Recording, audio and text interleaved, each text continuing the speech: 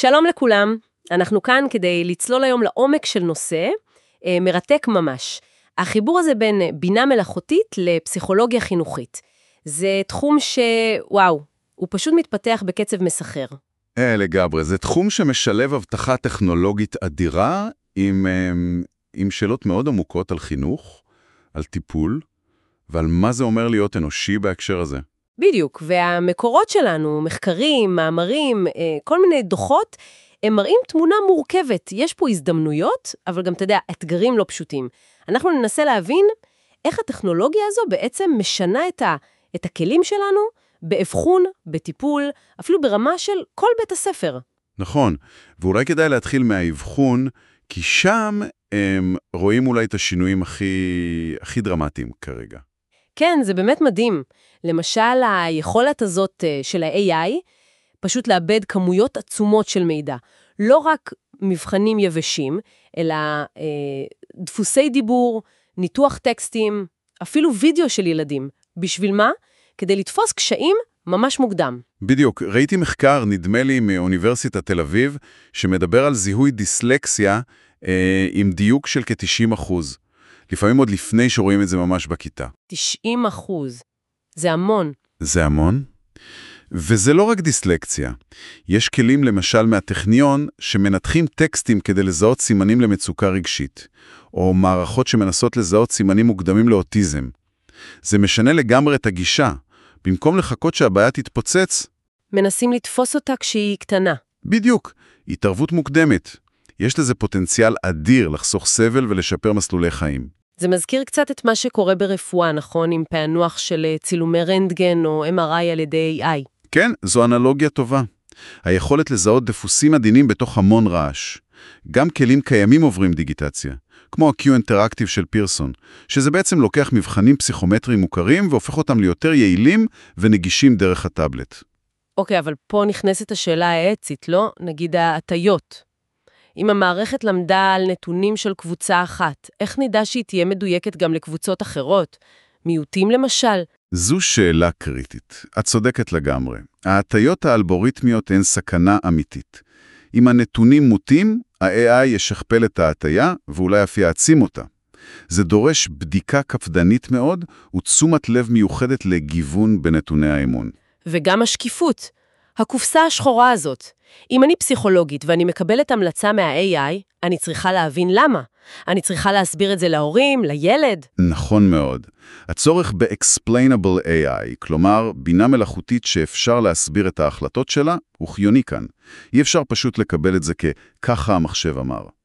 וכמובן כל הנושא של פרטיות והבטחת מידע. אנחנו מדברים על נתונים סופר רגישים של ילדים. חייבים סטנדרטים מחמירים כמו היפה ברפואה או GDPR באירופה. אוקיי, אז האבחון מתקדם. מה לגבי השלב הבא? הטיפול עצמו. איך ה-AI נכנס לשם? גם כאן יש התפתחויות מעניינות.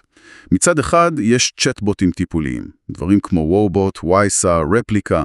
הם מציעים סוג של תמיכה רגשית ראשונית, כלים של CBT לניהול חרדה או מצב רוח ירוד. אלה יכולים להחליף טיפול פסיכולוגי? לא הייתי אומר להחליף, אולי כתוספת, ככלי עזר, במיוחד לדברים קלים יותר או כמענה ראשוני. אבל זה לא תחליף לקשר הטיפולי העמוק. הבנתי. ומה עוד? יש פלטפורמות יותר מתוחכמות, כמו תרפ AI הישראלית, שמנסות לעשות התאמה אישית של תוכניות טיפול. המערכת מנתחת את ההתקדמות של המטופל ומציעה למטפל התאמות או כיוונים חדשים. שמעתי גם על שימוש במציאות מדומה, VR ו-AR. זה נשמע קצת עתידני. זה כבר קורה. למשל, מחקר בבר אילן השתמש ב-VR כדי לעזור לילדים על הספקטרום האוטיסטי לתרגל סיטואציות חברתיות, בסביבה בטוחה, מבוקרת, שאפשר לחזור עליה שוב ושוב. זה יכול להיות מאוד אפקטיבי. זה קצת כמו משחוק, גיימיפיקיישן. כן, יש בזה אלמנט כזה. כמו שמשתמשים במשחקים בפיזיותרפיה כדי להגביר מוטיבציה. בנוסף, יש את כל התחום של למידה אדפטיבית, מערכות כמו ניוטון או סנצ'ורי-טק שמתאימות את חומר הלימוד והקצב לכל תלמיד באופן אישי. אוקיי, אז הפוטנציאל להתאמה אישית הוא עצום. אבל שוב, אני חוזרת לשאלה על המגע האנושי. האם אין פה סכנה שכל הטכנולוגיה הזאת תרחיק אותנו? שהקשר האישי עם המורה, עם הפסיכולוג ייפגע? זאת הדאגה המרכזית שעולה מכל המקורות, וזו דאגה מוצדקת. התשובה היא שזה לא צריך להיות במקום, אלא לצד. ה-AI הוא כלי. הוא יכול לפנות לפסיכולוג זמן למשימות שדורשות יותר עומק אנושי, אמפתיה, שיפוט קליני. הוא לא יכול ולא אמור להחליף את הקשר. אז זה דורש מאנשי המקצוע ללמוד איך להשתמש בזה נכון. בדיוק, הכשרה מתאימה היא קריטית. צריך לפתח קווים מנחים ברורים, כמו שה-ATA עושה בארצות הברית. וצריך גם לחשוב על התאמה התפתחותית. מה מתאים לילד בן 6, זה לא מה שמתאים לנער בן 16. הוא כמובן הסכמה מדעת, במיוחד כשמדובר בקטינים. ומי לוקח אחריות אם משהו משתבש? יש פה הרבה שאלות פתוחות. בהחלט. ומה לגבי הרמה המערכתית? מעבר לילד הבודד, איך AI יכול לעזור לבית הספר כולו, למערכת החינוך? גם פה הפוטנציאל גדול.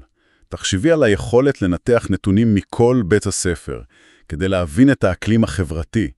יש כלים כמו סקול פלס הישראלית שעושים דברים כאלה. לזהות מוקדי קושי, בריונות, דברים כאלה. זה יכול לעזור בזיהוי תלמידים בסיכון, נשירה למשל. בדיוק. לזהות תלמידים שמתחילים להראות סימני מצוקה או התנתקות ולהתערב מוקדם.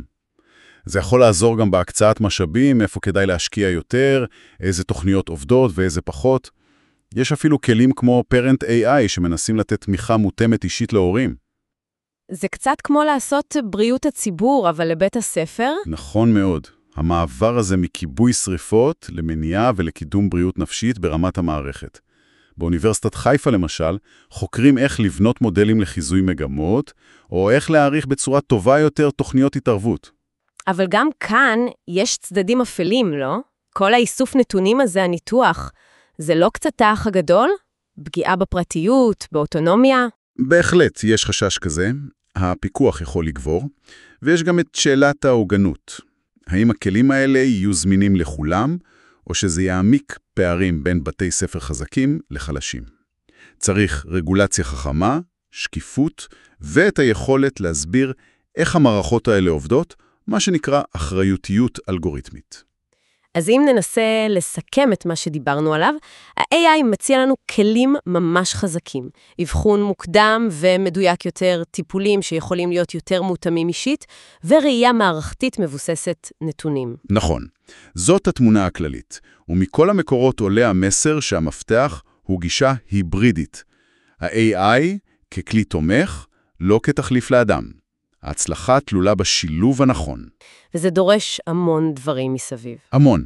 שקיפות, הוגנות, שמירה פנאטית על פרטיות, הכשרה רצינית לאנשי המקצוע, שילמדו איך לעבוד עם הכלים האלה בצורה ביקורתית ואתית. וגם פיתוח שמותאם לתרבויות שונות, כמו המחקר בחיפה שבודק התאמה לאוכלוסייה ערבית. זה לא מידה אחת מתאימה לכולם. וזה משאיר אותנו עם שאלה גדולה לסיום, אני חושבת.